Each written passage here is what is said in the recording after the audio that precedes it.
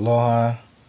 I wanted to share a quick rundown of the limitation grid and how I was seeing it being interwoven into our psyches and our bodies, and how it relates to the flat earth and even the Mandela effect. But I want to focus on the flat earth, because the Mandela effect is more of how we engage in our consciousness, our reality, and how we observe our universe and the dimensions as a whole. But for this example, I wanted to share mostly the perspective of, which leads into that thought process at the same time, the perspective of the nuts and bolts of this love and Stockholm syndrome that we call the globe model, and the monetary system and the American dream and the political game. All of this is one story. And I wanted to read this to start off. First of all, as like, why don't victims just leave? And like in reference to individuals in abusive relationships, um, like this example of, this is the one of the many situations in life where you must have walked a mile in the shoes of another to understand the situation.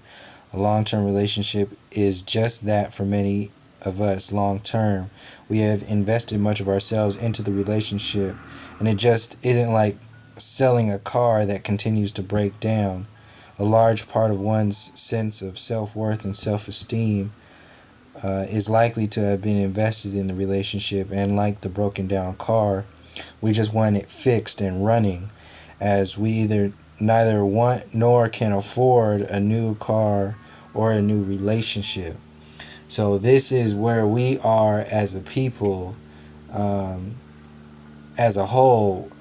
What's going on right now with the whole Bernie Sanders stuff, and the whole um, empowering of the totally, like the Yahoo, the Kim Kardashian sort of consciousness, the totally bought off into whatever kind of program it is,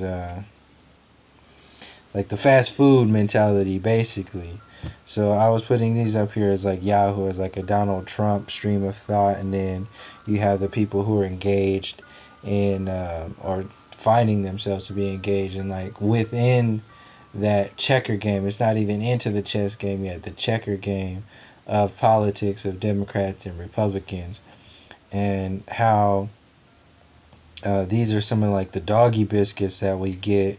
Like Bernie Sanders is like a big doggy biscuit. Like he's just like the collective biscuit with these little things, like Harriet Tubman being put on the $20 bill is a good example of how the little versions of sedation are sent out in the system as a whole to keep people off the scent, basically, to keep people off of um, realizing that there's no change within the system. The system itself has to be addressed, and the level of consciousness of the people as a whole has to reach a point where we are not set up and limited by the system itself, but actually empowered by a system that is beyond whatever we can even imagine right now, because the design of the system itself is limitation. So like an example is for them to put Harriet Tubman on a $20 bill to keep people shut up, and not even addressing the fact that the the straight up gangster mentality of the Federal Reserve itself, and the monetary system itself, and what that does to the whole planet itself. Not to mention the individual they had on the $20 bill, which was Andrew Jackson, who was known as like Sharp Knife. His nickname was Sharp Knife. He was the leading president of like scalping Native Americans. He's on the most heavily frequented or transaction, like heavily moving piece of paper or energy in this country.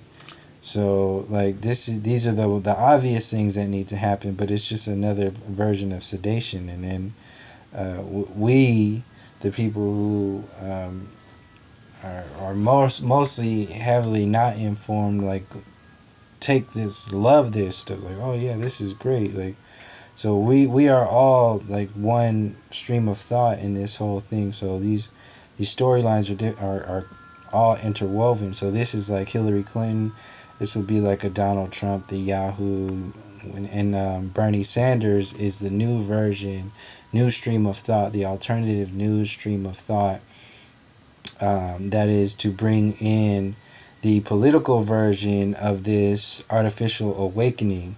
This he's supposed to represent the hope we get them to buy this system, front man, so people don't ask questions, like they won't ask questions about why Andrew Jackson was on the $20 bill to begin with, why it took so long to do something like that, and then also usher in the next layer of control grids, just like this level of consciousness is attempting to usher in the transhumanism level of consciousness that is trying to be under the guise of the evolution of humanity, which goes back into the university system, which is the foundation of control beyond beyond the political, and even into how we envision ourselves as humans.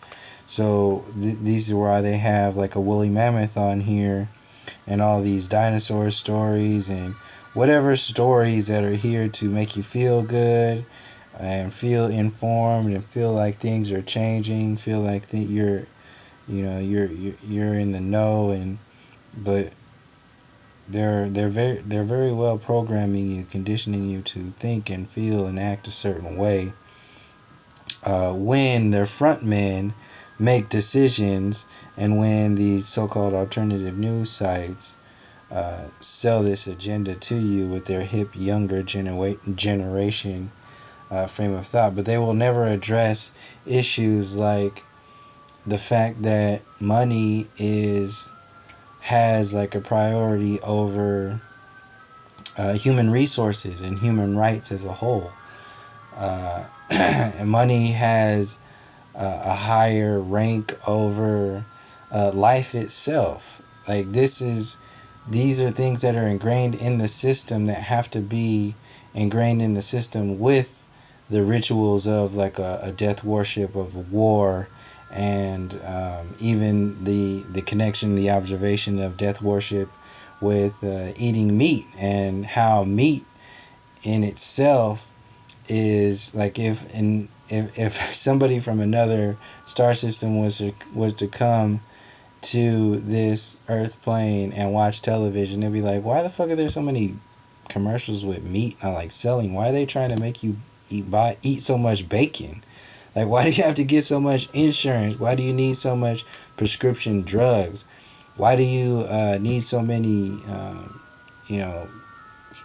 Coca-Colas or Pepsis or whatever that is? Like, why does all this stuff need to be in your face? Like, if you were to ask from a grown-up kid's perspective, you'll be able to see that this design is very well, it has an algorithm that is all interwoven, and we are stuck in this limitation grid of abusive relationship, and we can't let go of money because it's giving us our resources, and that relationship with money gives prudence to the relationship with having a job and getting a job, and that whole thing, and that whole idea of your self-worth and your existence here and providing, and that goes into your masculinity and your adult sense of self, and that whole space. It's all interwoven into how we perceive who and what we are as a whole, because of these limitation grids that are installed within stuff like the education system, the public education system, all the education system as a whole, and the university system as a whole, which goes into like the foundation of evolution and NASA and even into religion and that limitation grid as a whole. So, what keeps these pillars of limitation up are stuff like scientists and professors who are so proud and so arrogant and egotistical in their which is just the facade, because they know if they go, the people who are informed, they know if they go any further into even questioning themselves, the whole system will be shut down. But it's this whole pride and this ego of the science world, which won't at all engage in letting go of the grips of the reality. So they just utilize these websites and these news sites to push their propaganda, push their enslavement, this victimized, subtly victimized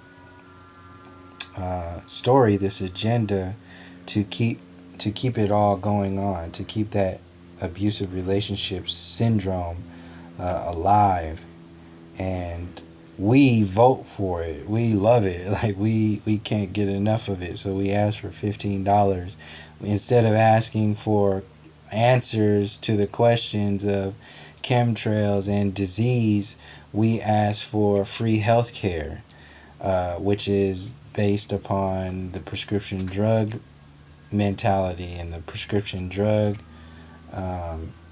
syndrome, that whole area of limitation, because they need money. They need more sick people to get more money. So all this goes back to, if we trace all this stuff back to the foundations of how it exists and why it exists, then we won't get caught up in the little checkerboard games of, the fact that it just exists.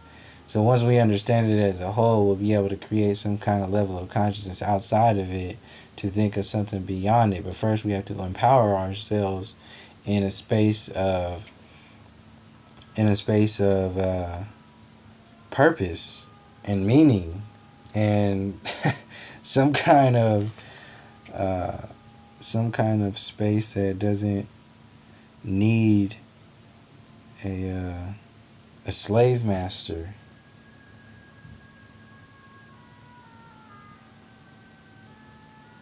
This is truly insanity to be voting for a president over and over and over again, to be believing in this system that has been artificially created for literally the demise and the control of a people as a whole. And the worshipping of this design, the worshipping of this broken down vehicle we call the fiat currency system, the political system, the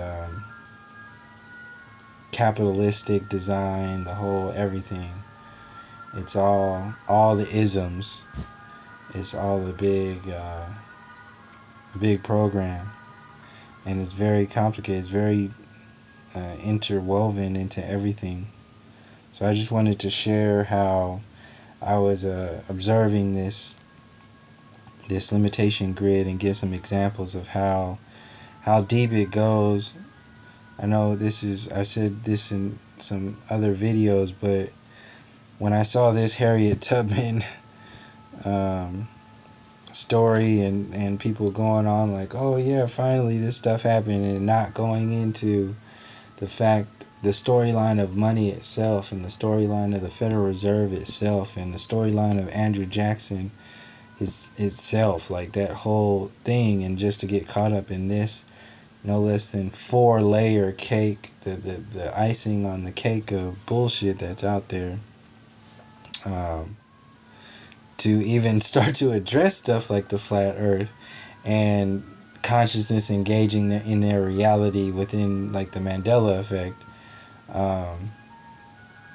yeah, I had to put this out there.